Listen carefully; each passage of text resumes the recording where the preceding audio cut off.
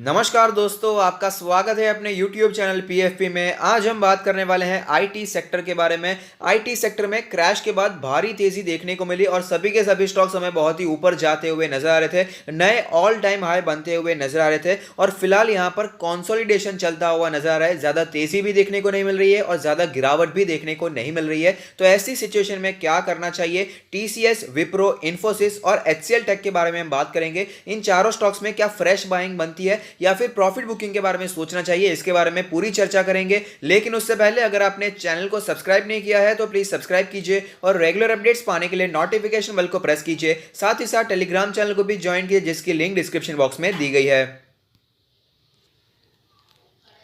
सबसे पहले बात कर लेते हैं टीसीएस के बारे में। 2726 का लास्ट ट्रेडेड प्राइस है, जो कि हमें 1.76% ऊपर दिखाई दिया है। 10 लाख करोड़ की मार्केट कैप है, दिग्गज कंपनी है, ग्रोथ वाला स्टॉक भी है और डिविडेंड भी देता है। 2.68% का डिविडेंड यील्ड है। फेस वैल्यू ₹1 पर इक्विटी शेयर है। इंडस्ट्री के पी 27.75 से प्रीमियम वैल्यूएशन पे ट्रेड कर रहा है, क्योंकि कंपनी भी प्रीमियम क्वालिटी की है। 34.74 का इसका पी रेशियो है। प्राइस टू बुक रेशियो 13.76 चलता हुआ नजर आता है। तो अब चलते हैं चार्ट्स पर, वहां पर कैसी सिचुएशन बनी हुई है उसके बारे में भी बात कर लेते हैं। तो आप देख सकते हैं 1500 के आसपास सपोर्ट लेने के बाद भारी तेजी दिखाई दी और जो पुराना रेजिस्टेंस था 2300 का लेवल, जो 2019 पूरा इसी लेवल में निकल गया, वो रेजिस्टेंस भी टूट गया और भारी तेजी देखने को मिली। देखते ही देखते स्टॉक ने 2900 के आसपास हमें ऑल टाइम हाई बनाता हुआ नजर आया और फिलहाल यहाँ पर हमें थोड़ा सा कंसोलिडेशन चलता हुआ नजर आ रहा है। स्टॉक अपने सारे मूविंग एवरेज के ऊपर ट्रेड कर रहा है और आज की जो कैंडल बनी है वो भी काफी पॉजिटिव हमें दिखाई दे रही है। इसके ऑल टाइम चार्ट के बारे में बात करें, जहां पर एक कैंडल 1 मंथ को रिप्रेजेंट करता है, जिससे हमें पता चलेगा स्टॉक में कैसी मूवमेंट बनी हुई है। तो आप देख पाएंगे शानदार स्टॉक रहा है। जब भी इसमें हमें करेक्शन देखने को मिलता है तो 20 मंथ्स का ईएमए सबसे पहले सपोर्ट की तरह हमें दिखाई देता है और वापस हमें तेजी कंटिन्यू रहती हुई भी नजर आती है। अगर हम मार्क करें कि कई बार इसने रेजिस्टेंस जब पुराना तोड़ा है और नया ऑल टाइम हाई बनता हुआ नजर आता है। आप देख पाएंगे पहले भी एक लेवल इसके लिए बहुत ही स्ट्रॉन्ग रेजिस्टेंस के साथ दिखाई दिया था। 1-2 साल तक ज्यादा मूवमेंट स्टॉक में देखने को नहीं मिली थी, लेकिन जब यह रेजिस्टेंस हमें टूटता हुआ नजर आया, थोड़ी सी गिरावट हुआ, थोड़ा सा करेक्शन आया, उसके बाद वापस स्टॉक ने अपना नया ऑल टाइम हाई बना था। और आप देख पाएंगे फिलहाल की बात है 2019 में तो 2300 का लेवल यहां पर तोड़ ही नहीं पा रहा था टीसीएस, वापस गिरावट देखने को मिल जाती और यहां पर वापस स्टॉक मार्केट में हमें तेजी देखने को मिली, टीसीएस में तेजी देखने को मिली। तो 2300 के आसपास स्टॉक ने बीच में सपोर्ट भी लिया था और वापस हमें तेजी भी देखने को मिली थी। आप देख पाएंगे 2300 के आसपास सपोर्ट लेने के बाद वापस तेजी कंटिन्यू रहती हुई भी नजर आई थी। तो हमने देखा कि टेक्निकली जब भी कोई पुराना रेजिस्टेंस टीसीएस तोड़ता है और तेजी बना बरकरार रखता है, तो ऐसा कोई सिचुएशन हमें देखने को नहीं मिल रहा है कि बहुत ही भारी गिरावट देखने को मिल जाए। तो यहां पर मेरा मानना है, अगर आपने टीसीएस में ऑलरेडी पोजीशन बनाकर रखी है और लॉन्ग टर्म के लिए कंटिन्यू करना चाहते हैं, तो कोई भी प्रॉब्लम मुझे दिखाई नहीं दे रही है। लेकिन अगर आपके पास बहुत ही ज्यादा स्टॉक है, इसमें आपने बहुत ही ज्यादा बाइंग करके रखी है, तो यहां पर आप थोड़ा सा प्रॉफिट बुकिंग के बारे में सोच सकते हैं। इन्वेस्टर अगर आप प्रॉफिट में है तो उसमें प्रॉफिट बुकिंग में कोई भी हार्म नहीं है। जनरली लोग यहां पर प्रॉफिट बुकिंग करने से, यहां पर क्यों प्रॉफिट बुकिंग क्यों करना चाहिए ऐसा सोचते हैं, लेकिन प्रॉफिट को घर पे लाना भी जरूरी होता है। तो अगर आपने बहुत स्टॉक लेकर रखे हैं या फिर आप एक शॉर्ट टर्म या पोजिशनल ट्रेडर है, तो यहां पर आप प्रॉफिट बुकिंग के बारे में सोच सकते हैं। और साथ ही साथ अगर आप बायबैक में पार्टिसिपेट करना चाहते हैं तो कोई भी प्रॉब्लम मुझे दिखाई नहीं दे रही है। लेकिन अगर आप एक लॉन्ग टर्म इन्वेस्टर हैं तो बायबैक में पार्टिसिपेट नहीं भी करेंगे तो भी कोई प्रॉब्लम नहीं है, क्योंकि कंपनी बहुत ही अच्छी है, ग्रोथ वाली कंपनी है, डिविडेंड भी काफी शानदार देती है। तो कंटिन्यू रखना चाहिए, अपने पोर्टफोलियो में से होल्ड करना चाहिए। और साथ ही साथ अगर आप अपना पोर्टफोलियो हमसे रिव्यू करवाना चाहते हैं तो उसका लिंक भी हमने डिस्क्रिप्शन बॉक्स में दे दिया है। अब बात करें फ्रेश बाय के बारे में, तो मेरा मानना है फिलहाल तो करंट मार्केट प्राइस पे फ्रेश बाइंग इतना सेंसिबल पर्सनली मुझे दिखाई नहीं देता है, लेकिन लास्ट डिसीजन तो हमेशा आपका ही रहेगा। अगर आप फ्रेश बाइंग करना चाहते हैं तो मेरा मानना है 2500 का जो लेवल है, जो 100 डेज का ईएमए हमें दिखा देता है, वहां पर अगर आपको स्टॉक अवेलेबल दिखा देता है तो वहां पर आप बाइंग करने के बारे में सोच सकते हैं। नेक्स्ट हम बात करेंगे विप्रो के बारे में। लास्ट ट्रेडेड प्राइस है ₹352, जो कि हमें 0.67% ऊपर दिखाई दिया है। 2 लाख करोड़ की मार्केट कैप है, डिविडेंड 0.28% है। टीसीएस या इन्फोसिस या HCL टेक जितना डिविडेंड तो नहीं देता है। फेस वैल्यू ₹2 पर इक्विटी शेयर है। इंडस्ट्री का पी 27.75 है, जिससे कम पर यह ट्रेड करता हुआ नजर आता है। 22.76 पर ट्रेड कर रहा है। प्राइस टू बुक रेशियो 4.34 हमें दिखाई दे रहा है। 160 170 के आसपास सपोर्ट लेने के बाद भारी तेजी दिखाई और देखते ही देखते स्टॉक हमें 370 380 के आसपास जाता हुआ नजर आया था। लेकिन काफी दिनों से यहां पर हमें कंसोलिडेशन चलता हुआ नजर आ रहा है, लेकिन स्टॉक में स्ट्रेंथ है क्योंकि अभी भी स्टॉक अपने 20 डेज के मूविंग एवरेज के ऊपर ट्रेड करता हुआ नजर आता है। इसके ऑल टाइम चार्ट के बारे में बात करें जहां पर एक कैंडल 1 मंथ को रिप्रेजेंट करेगा, तो हमें यहां पर पता चलता है कि इसमें शानदार ग्रोथ दिखाई दी है। वेल्थ तो धमाकेदार इसने क्रिएट करके दी है, बोनस बहुत दिए हैं, स्प्लिट बहुत दिए हैं, जिसके कारण इन्वेस्टर ने जनरेट किया बहुत सारी वेल्थ यहां पर। लेकिन आप यहां पर क्लियरली देख पाएंगे कि ग्रोथ वाला स्टॉक है, उसमें कोई भी डाउट नहीं है, लेकिन जब भी पुराना रेजिस्टेंस तोड़ता है वापस हमें तेजी कंटिन्यू रहती हुई नजर आती है। तो बीच में कई बार इसमें डीप करेक्शन देखने को मिल ही जाते हैं, स्टॉक वापस कई बार नीचे आता हुआ भी नजर आता है। यहां पर आप देख पाएंगे पहले इसका रेजिस्टेंस 150 के आसपास का लेवल था, ये रेजिस्टेंस टूटा, स्टॉक ऊपर गया, लेकिन उसके बाद वापस हमें कई समय के बाद 1 2 3 साल के बाद वापस 150 का लेवल हमें देखने को मिल गया था। अगर नेक्स्ट रेजिस्टेंस के बारे में बात करें जो कि इसका 250 का रेजिस्टेंस था, ये रेजिस्टेंस जब टूटा तेजी देखने को मिली, 300 के आसपास स्टॉक गया, लेकिन वापस हमें गिरावट भी देखने को मिली। और फिलहाल भी ऐसी सिचुएशन हमें देखने को मिल सकती है क्योंकि चार्ट्स यहां कभी भी झूठ नहीं बोलते, चार्ट्स में हमें यहां पर हिस्ट्री रिपीट होती हुई जनरली नजर आ ही जाती है। अब देख पाएंगे फिलहाल भी इसका 300 का जो पुराना रेजिस्टेंस था वो टूट चुका है, 390 के आसपास स्टॉक पहुंच चुका था, तो वापस हमें स्टॉक 300 के आसपास आता हुआ नजर आ सकता है। और ऐसा भी हो सकता है कि 300 के नीचे 280 के आसपास भी स्टॉक आता हुआ नजर आए। ये मैं टेक्निकल बेसिस पे बोल रहा हूं, पहले भी ऐसा चार्ट पर हमें दिखाई दिया है, इसलिए मैं बोल रहा हूं, मैं अपने मन से नहीं बोल रहा कि वापस स्टॉक हमें 280 के आसपास आता हुआ नजर आएगा। ये बात आपको ध्यान में रखनी चाहिए।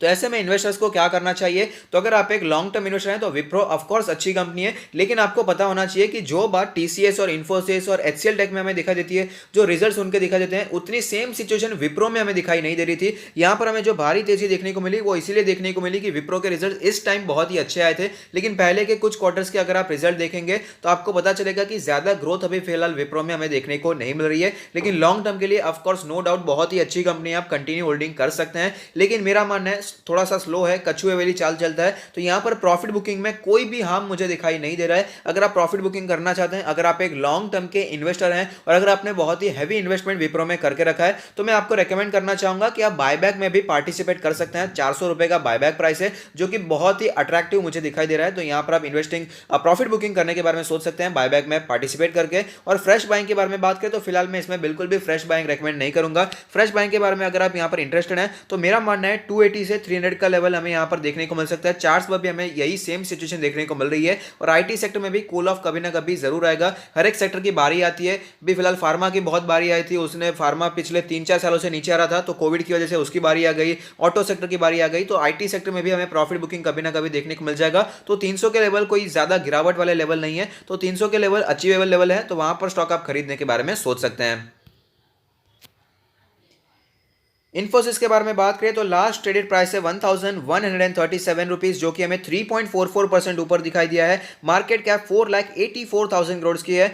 डिविडेंड यील्ड भी काफी शानदार है, 1.54% का डिविडेंड यील्ड है। Face value 5 rupees per equity share. Industry के पी से थोड़ा सा महंगा दिखाई दे रहा है, पी रेशियो इसका 29.11 है। प्राइस टू बुक रेशियो 7.79 दिखाई देता है।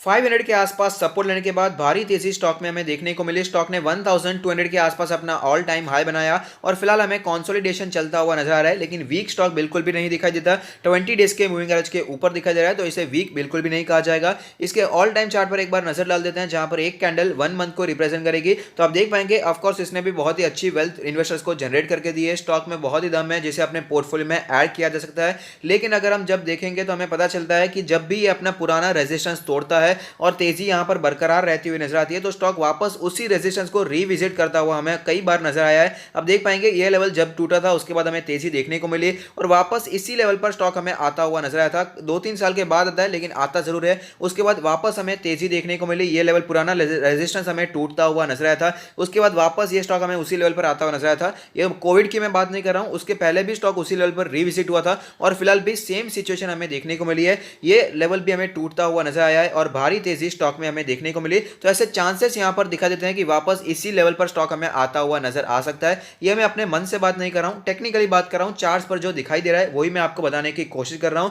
तो ऐसे में क्या करना चाहिए इन्वेस्टर्स को, तो कंपनी अच्छी है उसमें मैं कोई भी डाउट नहीं है, मैं आपको ये बिल्कुल भी नहीं कह रहा कि कंपनी बुरी है। लेकिन अगर आपने इसमें इन्वेस्टिंग करके रखा है और आपको अपने पैसे यहाँ पर ओपन करने हैं, नए इन्वेस्टिंग अपॉर्चुनिटीज को खोलने हैं, तो यहाँ पर आप इसमें प्रॉफिट बुकिंग के बारे में सोच सकते हैं, क्योंकि एट लास्ट प्रॉफिट को घर पे लाना भी बहुत जरूरी होता है। तो अगर आप एक लॉन्ग टर्म के इन्वेस्टर भी हैं और अगर आपने ज्यादा माल लेकर रखा है तो ये एक अच्छी अपॉर्चुनिटी हो सकती है थोड़ा सा प्रॉफिट बुकिंग करने के लिए। इसमें कोई भी डाउट नहीं है, कंपनी आगे भी ग्रो करने वाली है, बहुत ही अच्छी कंपनी है, लेकिन प्रॉफिट बुकिंग का अगर समय है तो ये अच्छा समय मुझे फिलहाल दिखाई दे रहा है। और अगर बात करें इसमें फ्रेश बाइंग के बारे में, तो फिलहाल तो इसमें फ्रेश बाइंग में रेकमेंड करना नहीं चाहूंगा। अगर आप यहाँ पर बाइंग करना चाहते हैं तो एटलीस्ट आपको ये गैप फिल होने का वेट करना चाहिए, या फिर 900 के लेवल का आने का तो वेट करना ही करना चाहिए, जो कि फिलहाल इसका 200 डेज का मूविंग एवरेज भी दिखा देता है। तो अगर आप यहां पर बाइंग करना चाहते हैं तो 900 का लेवल मुझे अच्छा दिखाई दे रहा है। मैं ऐसा नहीं कर रहा कि इसमें जरूर से गिरावट आएगी, लेकिन जो चार्ट पर दिखाई दे रहा है वही मैं बताने की कोशिश कर रहा हूं।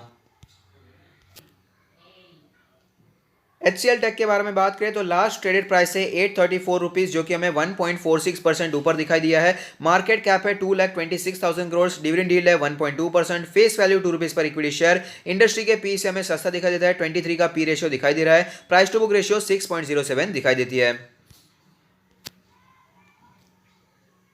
तो आप देख सकते हैं 400 के लेवल के आसपास सपोर्ट लेने के बाद भारी तेजी दिखाई दी, 900 के आसपास स्टॉक पहुंच गया था, अपना ऑल टाइम हाई भी बनाया और उसके बाद हमें कंसोलिडेशन चलता हुआ नजर आ रहा है। कंपैरेटिवली अगर बात करें तो ये दूसरे स्टॉक के मुकाबले हमें थोड़ा सा वीक दिखाई देता है, क्योंकि आप देख पाएंगे कि अपने 50 डेज के मूविंग एवरेज के आसपास सपोर्ट ले रहा है और उसी के आसपास ट्रेड करने की कोशिश करता है। हालांकि आज जो हमें तेजी देखने को मिली उसके कारण 20 डेज के मूविंग एवरेज के ऊपर हमें क्लोजिंग देखने को मिली है। ऑल टाइम चार्ट के बारे में बात करें जहां पर एक कैंडल 1 मंथ को रिप्रेजेंट करेगा, तो आप देख पाएंगे यहां पर सिचुएशन थोड़ी सी अलग दिखाई दे रही है। यहां पर जब भी इसमें पुराना रेजिस्टेंस तोड़कर ऊपर जाता है तो आप देख पाएंगे उसके बाद हमें गिरावट देखने को मिली थी और वापस धीरे धीरे स्टॉक ऊपर जाता हुआ नजर आया था।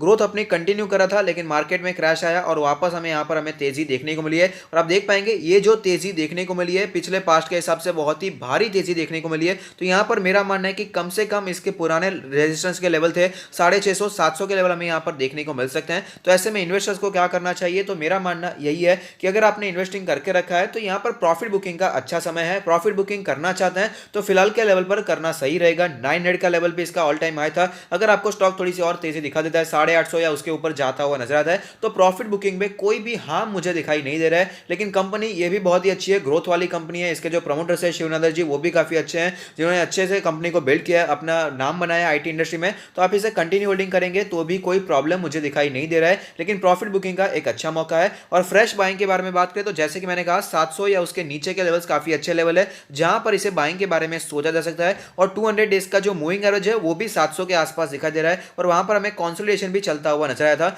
जब भी कंसोलिडेशन होता है तो वहां पर हमें समय मिलता है कि वापस बाइंग करनी चाहिए या सेलिंग के बारे में सोचना चाहिए। और फिलहाल इन चारों स्टॉक्स में हमें कंसोलिडेशन चलता हुआ नजर आ रहा है। तो मेरा पर्सनली मानना है कि प्रॉफिट बुकिंग का अच्छा समय है, लेकिन आपका डिसीजन आपका है। लास्ट डिसीजन तो हमेशा आपका ही रहने वाला है। अगर आप बाइंग करना चाहते हैं तो ये भी आपका डिसीजन ही रहने वाला है। तो अगर आपको वीडियो पसंद आता है तो लाइक कीजिए, शेयर कीजिए, कमेंट कीजिए, सब्सक्राइब कीजिए और मुझे मोटिवेट कीजिए। Thank you, stay happy, happy investing.